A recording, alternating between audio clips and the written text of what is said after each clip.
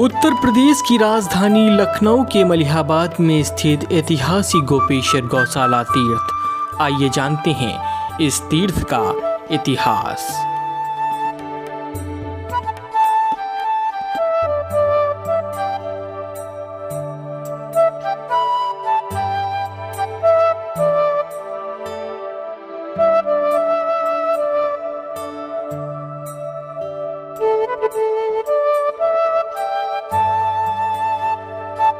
अठारहवीं शताब्दी में मलिहाबाद की धरती पर वैश्य कुलभूषण श्री दिन्नी शाह जी का जन्म हुआ, जो परम वैष्णव व परम भागवत गृहस्थ संत थे।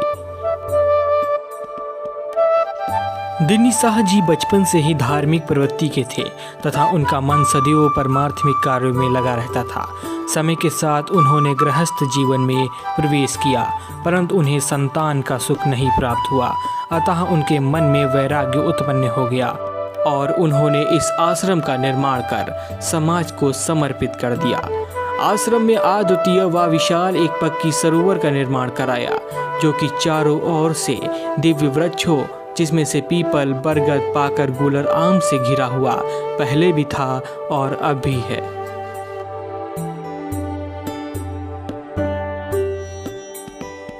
गोपेश्वर गौशाला परिसर में ऐतिहासिक कुंड भी मौजूद है, जिसके बारे में हमें यहाँ के प्रबंधक उमाकांत गुप्ता जी बताएंगे। तो इस कुंड का क्या इतिहास है? ये कुंड जो यहाँ के बहुत पहले पूर्वज थे, 250 वर्ष पहले, दिन्नी शाह जी, तो उन्होंने, उनकी बेटी थी और कोई संतान नहीं थी, तो इस नाते उन्होंने इस कुंड का और शिव मंदिर का निर्माण कराया था 250 वर्ष पहले। जैसा कि हम लोग बुजुर्गों से भी सुनते आए हैं कि यह कुंड आज तक कभी सूखा नहीं, क्योंकि जब कुंड की स्थापना हुई थी तो भारत की जितनी भी पवित्र नदियाँ हैं और समुद्र का जल घट में ला करके यहाँ स्थापित किया गया था, और उस समय नागा साधुओं का और विशेष अन्य साधुओं का भी संतों का आगमन होकर एक विशेष यज्ञ के माध्यम से इस कुंड की स्थापना की गई थी। तो आज तक ये कभी सूखा नहीं। इसमें मछलियाँ हैं, कछुए हैं, सर्प हैं, और सभी लोग गाँव क्षेत्र के लोग स्नान करते हैं यहाँ पर, और तैरना भी हम लोगों ने भी यहीं सीखा है। यहाँ पे आपने जैसे बताया कि ऐतिहासिक यहाँ पे शिव मंदिर है, तो शिव मंदिर के पास चलेंगे और इस मंदिर की ऐतिहासिकता के बारे में जानेंगे। इस सरोवर के किनारे शाह जी ने अपने इष्ट भगवान श्री गोपेश्वर नाथ जी का भव्य मंदिर बनाकर स्थापित किया तथा अपना संपूर्ण जीवन भगवान की सेवा में अर्पित कर दिया।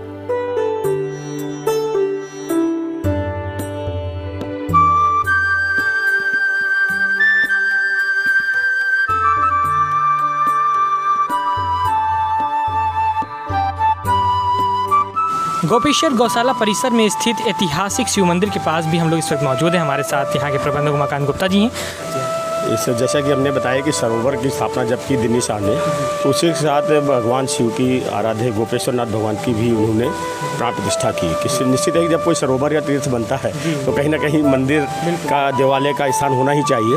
तो इन्होंने शिव परिवार की भी उसी समय स्थापना किया। 250 वर्ष पुराना प्राचीन गोपेश्वर नाथ भगवान और ये सरोवर, दिन्नी शाह सरोवर, इस नाते है। तो हम लोगों ने भी जब गौशाला खोला तो इस बात को ध्यान में रखा कि गोपेश्वर नाथ के नाम से गोपेश्वर गौशाला की स्थापना की जाए, क्योंकि आराध्य देव के रहेंगे उसके परमाध्यक्ष। शिव का नाम है गोपेश्वर नाथ महादेव के नाम से ही गौशाला हम लोगों ने रखी। और जैसा कि बताया ने कि हमने 250 वर्ष प्राचीन ये दोनों स्थान है यहाँ पर, कुंड और शिव मंदिर। इस ऐतिहासिक स्थान को आज भी लोग दिन्नी शाह का तालाब वाले आश्रम के नाम से जानते हैं।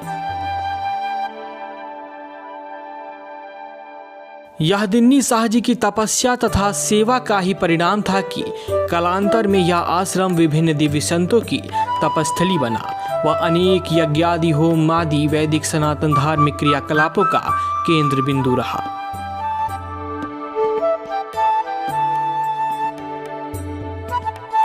वर्ष 1956 में परम पूज्य श्री पारसमणि ब्रह्मचारी जी महाराज के संरक्षण में 108 कुंडलीय महायज्ञ का अनुष्ठान हुआ, जिसमें संपूर्ण भारतवर्ष के दंडी, नागा, सन्यासियों एवं शंकराचार्यों का आशीर्वाद भक्तों को प्राप्त हुआ।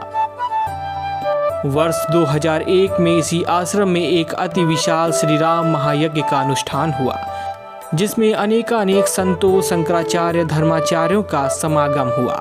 वह पूरे क्षेत्र को सत्संगति कार्यक्रमों के माध्यम से आध्यात्मिक ज्ञान की प्राप्ति हुई।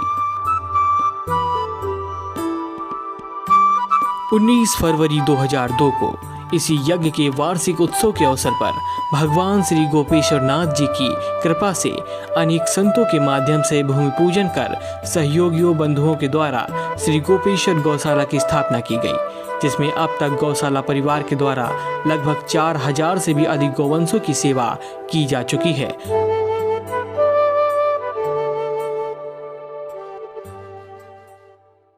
इस वक्त हम मौजूद हैं राजधानी लखनऊ की मलिहाबाद की सबसे लोकप्रिय गौशाला में, जिसका नाम है गोपेश्वर गौशाला। गोपेश्वर गौशाला के प्रबंधक उमाकांत गुप्ता जी हमारे साथ मौजूद हैं। अब गायों की सेवा में लगे हुए हैं, तो बताइए। ये मुझे ये गौशाला का कार्य करते हुए 22 वर्ष हो रहा है, क्योंकि इसकी स्थापना भी हम लोगों ने ही की थी अपने कुछ मित्रों के साथ मिलकर। एक बीमार बूढ़ी गायों को लाकर इस सेवा केंद्र का आरंभ किया था हम लोगों ने। तो 22 वर्ष हो गया है इस गौशाला को हम लोग सेवा कार्य करते करते, और अब तक ही हम लोगों ने लगभग 4000 गौवंशों का संरक्षण इस नाते यहाँ पर किया है 22 वर्षों में निरंतर। जैसा कि आप देख रहे हैं कि इस रूप में आप गौशाला यहाँ उपस्थित है। इस गोपेश्वर गौशाला में सर कितनी सारी यहाँ पे गाय होंगी? इस समय हमारे यहाँ 260 गौवंश हैं, और उस 260 गौवंश में बछड़े, छोटे बच्चे, सांड, बैल सब मिला करके है, जिसमें दूध देने वाली गाय जो है 35-23 हुई, यानी कि 15 से 20% गाय दूध वाली है, और जितनी गाय हैं वो सब गौमूत्र गोबर देने वाली है, सेवा वाली। जैसे पता किया गया है कि गाय के गोबर से आप लोग दीपावली में उनसे दिए और गौमूत्र का सही इस्तेमाल करते हैं, तो इसके बारे में थोड़ा सा बताइए। हाँ, इस बार हम लोगों ने दीपावली में, जैसा आपने देखा होगा कि हम लोगों ने यहाँ पर 45 महिलाओं को गाँव में काम दिया, जिसमें गाय के गोबर से दीपक बनाना, हवन की लकड़ी बनाना और गौमूत्र से कीट नियंत्रक और फिनाइल बनाना, ऐसा प्रयोग किया। वो सफल भी रहा, और कहते हैं कामधेनु दीपावली के रूप में आपने भी और भी मीडिया चैनल्स ने, डीडी न्यूज़ ने आदि ने हमको प्राथमिकता दी, और हमने क्या किया कि एक मुहिम शुरू की कि जो गाय दूध नहीं दे सकती है उससे भी हम लोगों को रोजगार दे सकते हैं इन चीज़ों के माध्यम से। गोपेश्वर गौशाला में हनुमान जी का भव्य मंदिर भी है, जिसे चिंताहरण हनुमान जी के नाम से जाना जाता है।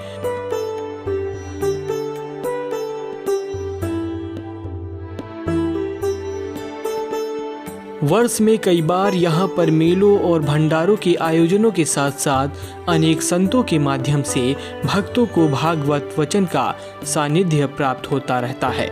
यहाँ पर सभी हिंदू पर्व रामनवमी, महाशिवरात्रि, जन्माष्टमी, होली, दीपावली, बसंत मनाया जाता है, जिसमें गोपाष्टमी को तो यहाँ की भव्यता देखते ही बनती है।